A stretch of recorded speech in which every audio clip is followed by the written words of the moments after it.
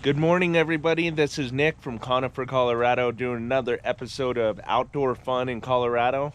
Today, we're going to be about 5 miles west of Chatfield in the valley of South Valley Park in Jefferson. This is going to be a great trail to hike. It's been a while since I've been out here. If I remember correctly, it's roughly around 4 to 5 miles round trip, and it's in between a lot of great rock formations. The scenery out here is amazing, plenty of wildlife, and I hope to have a great video for you guys. So stay tuned. I'm also going to give you some life lessons of what I recently learned. Okay, everybody, I want to take a moment to show you some of the rock formations up there. It is definitely neat. See different coloration in the rocks, as I'm sure millions of years of the mountain developing. Up here, I mentioned, as far as wildlife, you will come across a lot of deer, and I mean a lot of deer. There's also bear up here. To my knowledge, there could be bighorn sheep, but I doubt it. So I just want to show you guys what this looks like here at this trail. Okay, ladies and gentlemen, I want to show you another part of what the park looks like with the rock formations. As I mentioned before, it's beautiful up here. This is a place I definitely recommend coming to. Towards the end of the video, I will have a review on this place as far as its difficulty, duration, and the scenery. So stay tuned. Okay, everybody, so one of the life lessons I wanted to recently share with you is I took my mom up to the casinos for her birthday. We had a blast. Now, there's certain concepts I already knew before I went to the casinos. For example, the house always wins. If you don't know what that means, don't go to a casino, period.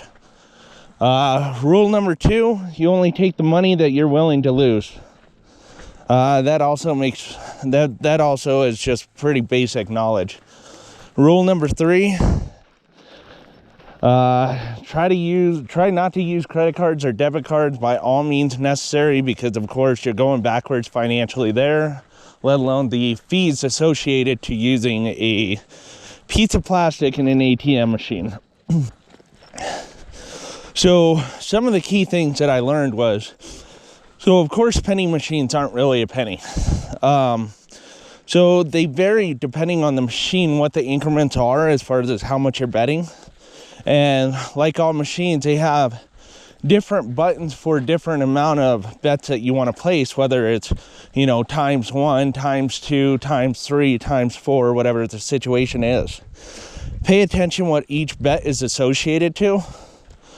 The other thing is I talked to an employee at the casinos, try to learn more about these machines and how they work. So of course the concept is, the more aggressive your bets are, the more money you're going to win.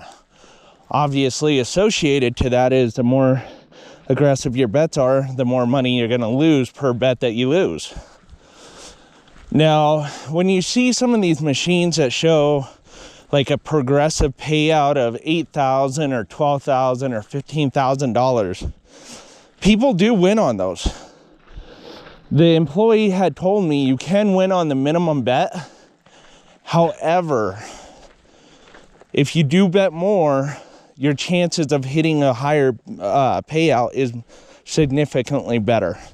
So for me, I was typically doing times 2, times 3, and sometimes a times 4 bet. So when the single bet is 80 cents, times 2 is obviously $1.60, times 3, you do the math, times 4, you do the math. So pay attention, like I said, when you're betting. And then the other thing that I was having a conversation with the employee was, or no, I wasn't having a conversation with the employee, I was having a conversation with the family member. So when you go up gambling, let's just say, hypothetically speaking, you have $150 cash on you. What I always do from a strategy standpoint, I put the money I'm willing to spend in my right pocket. So if I put $25 in machine and I lose it all, I lose it all. But let's say, hypothetically speaking, I go from $25 up to $130. After I get a big payout, I will hit the cash out option, take the piece of paper that says your winnings, and I'll put it in my left pocket. So I only spend from my right pocket, not from my left pocket. My left pocket is what I'm bringing home.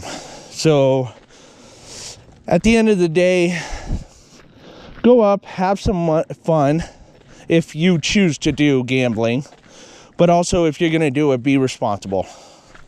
So those are some of the things that I just wanted to share with you guys as far as this, you know, just that awareness on gambling and tips and tricks of kind of some of the things that I've learned and questions to ask the employees. So okay, everyone, I wanted to give you an update on how this trail was. I was under the impression it would take 2 to 3 hours. It actually only took an hour and 10 minutes. That's with an hour or 10-minute break as well. So round trip, it was just a hair over 3 miles. Definitely beautiful. So on a scenery scale 1 to 5, I would give it a 4.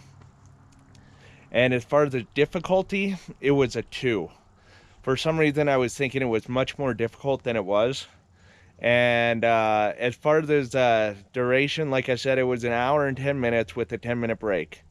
Other than that, I would definitely recommend coming out here. It's definitely beautiful, and it's not too painful as far as you know, duration as well as difficulty. And I would say about 30 minutes away from downtown Denver. So check out South Valley Park. It's a great place to come to, and want to say thank you again for watching another episode of Outdoor Fun in Colorado.